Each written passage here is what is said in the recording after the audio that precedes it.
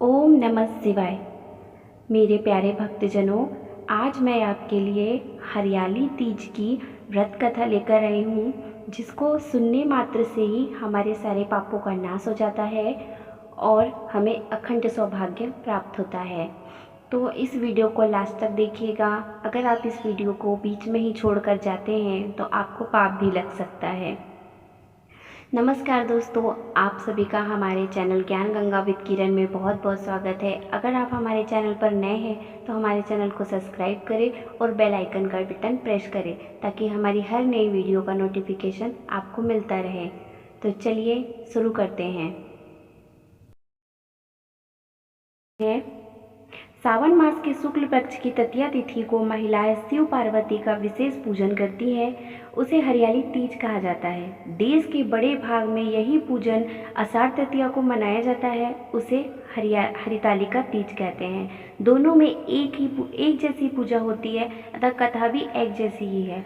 श्रावण मास के शुक्ल पक्ष की तृतीया को श्रावणी तीज कहते हैं, परंतु ज़्यादातर लोग इसे हरियाली तीज के नाम से जानते हैं।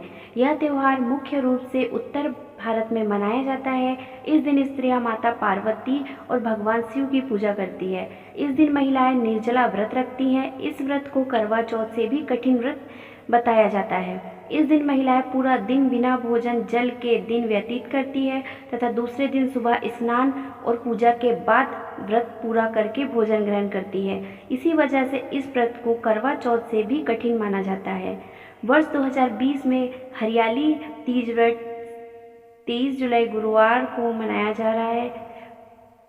इस दिन जगह जगह झूले पड़ते हैं। इस त्यौहार में स्त्रियां हरियाली या चुनरी में गीत गाती है, मेहंदी लगाती है, श्रृंगार करती है, झूला झूलती है और नाचती हैं। हरियाली तीज के दिन अनेक स्थानों पर मेले लगते हैं और माता पार्वती की सवारी बड़े धूमधाम से निकाली जाती है। तो भक्तों, अब हम सुनेंगे हरियाली तीज की कथा। शिवजी ने पार्वती को उनके पुनर्जन्म का स्मरण करने के लिए तीज की कथा सुनाई थी। शिवजी कहते हैं, हे पार्वती, तुमने हिमालय पर मुझे वर के रूप में पाने के लिए घोर तप किया था। अन्न जल त्याग, पत्तों को खाए, सर्दी गर्मी बरसात में कष्ट सहे। तुम्हारे पिता दुखी थे। नारद जी तुम्हारे घर पधारे और कहा, मैं विष्णु के भेजने पर आया हूँ। वह आपकी कन्या से प्रसन्न होकर विवाह करना चाहते हैं। आपकी राय बताएं। पर्वतराज प्रसन्नता से तुम्हारा विवाह विष्णु जी से कराने को तैयार हो गए। नारद जी ने विष्णु जी को यह शुभ समाचार सुना दिया, पर जब तुम्हें पता चला तो तुम्हें बड़ा दुख हुआ। तुम मुझसे मन में अपना पति मान चुकी थी। तुमने अपने मन की बात सहेली को बताई। सहेली ने तुम्हें एक ऐसे घने वन में छुपा दिया जहाँ तुम्हारे पिता नहीं पहुँच सकते थे। वहाँ तुम तप करने लगी। तुम्हारे लुप्त होने से पिता चिंतित होकर सोचने लगे कि यदि इस बीच विष्णु जी बारात लेकर आ गए तो क्या होगा। शिव जी ने आगे पार्वती जी से कहा, तुम्हारे पिता ने तुम्हारी खोज में धरती पाताल एक कर दिया, पर तुम ना मिली। तुम गुफा में रेत से शिवलिंग बनाकर मेरी आराधना में लीन थी। प्रसन्न होकर मैंने मनोकामना पूरी करने का वचन दिया। तुम्हारे पिता खोजते हुए गुफा तक पहुँचे। तुमने बताया कि अधिकांश जीवन शिवजी को प्रतिरूप में पाने के लिए तप में बिताया है। आज तप सफल रहा। शिवजी ने मेरा वर्ण कर लिया है।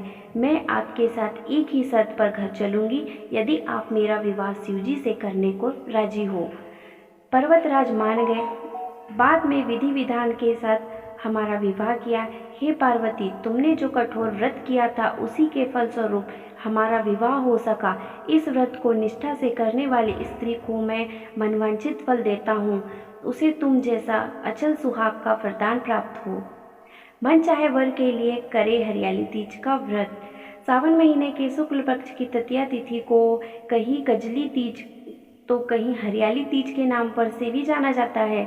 भविष्य पुराण में देवी पार्वती बताती है कि तृतीया तिथि का व्रत उन्होंने बनाया जिससे स्त्री को सुहाग और सौभाग्य की प्राप्ति होती है। सावन महीने में तृतीया तिथि को 100 वर्ष की तपस्या के बाद देवी पार्वती ने शिव को पति रूप में पाने का वरदान प्राप्त किया था।